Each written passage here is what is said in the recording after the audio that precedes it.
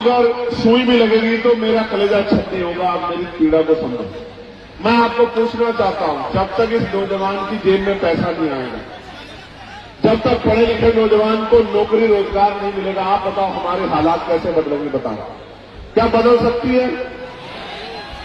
देखो मेरी बात पर गौर करो। आजाद भारत है ना, सबको बराबर का अधिकार कहता है ना संविधान, अवसर की क्षमता है ना। मेरी माँ यहां बैठी है, मेरी माँ हाथ उठा के बता दें, अगर जिन माओं ने हवाई जहाज का सफर किया हो जरा एक बार हाथ उठा के मुझे दिखा दे। क्यों, क्या मेरी माँ को हवाई जहाज का सफर करने के लिए अवसर नहीं मिलना चाहिए क्या?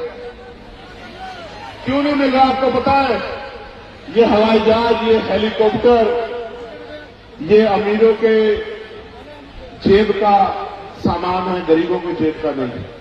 समय बदलेगा, समय बदलेगा। मेरी बात को याद रखना, जो आज तक ट्रेन के डब्बे में नहीं चढ़ी एसी वाले में, उस अपनी मां को, बहन को हेलीकॉप्टर हवाई जहाज में बिठाने का, उसको सम्मान दिलाने का काम उनके बच्चे करेंगे। मेरी बात को आप याद रखें। लेकिन मैं पहली बार नौजवानों से कर रहा था, मैं नौजवानों से पूछना चाहता हूं, जब धीरे धीरे आरक्षण खत्म हो जाएगा, सरकारी नौकरियां खत्म हो जाएगी, तो आरक्षण स्वतः खत्म हो जाएगा, तो इस देश में जहां इतनी गैर बराबरी जाति धर्म के नाम पे, तो आप गरीबों को कुर्सी पे कौन बैठने देगा?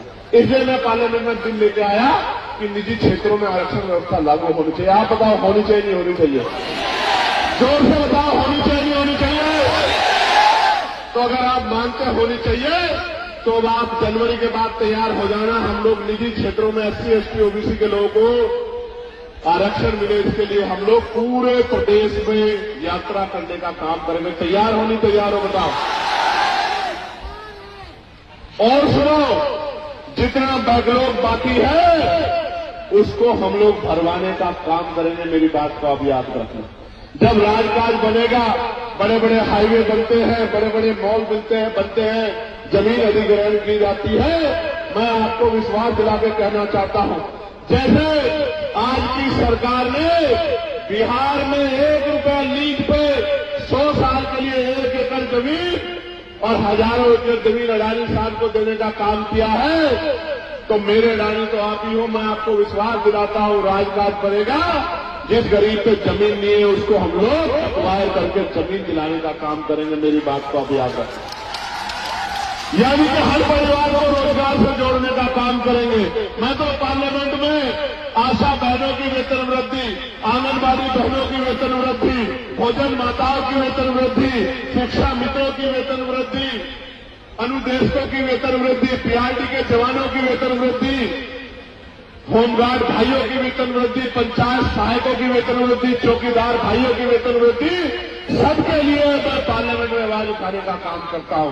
और पुलिस के जो भाई है, इनको 8 घंटे की ड्यूटी मिले, सप्ताह में 1 दिन छुट्टी मिले, बॉर्डर स्कीम खत्म हो, वेतन विसंख्या दूर हो, बीएड के भाइयों को, जो बीएड करे भाई हैं, उनको अध्यापक की नौकरी मिले, BTC के भाइयों बहनों को नौकरी मिले, इसके लिए मैं पार्लियामेंट में लगातार आवाज उठाता हूं।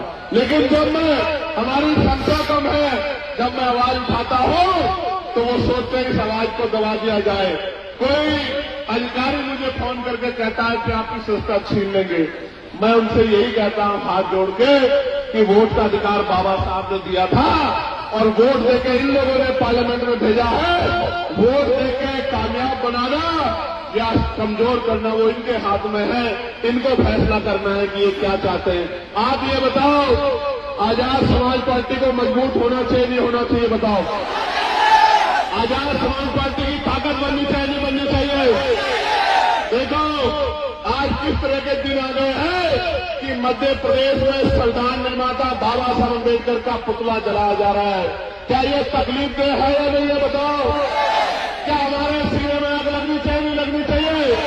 मैंने सरकार को चैलेंज किया है कि अगर 72 घंटे में उन पर अपराधियों पर कार्रवाई नहीं हुई तो मैं पैदल ही ग्वालियर के लिए निकलूंगा और किसी कीमत पे पीछे हटने वाला नहीं हूं, क्योंकि हम अपने महापुरुषों का अपमान किसी भी कीमत पर नहीं सहेंगे। प्यारे साथियों,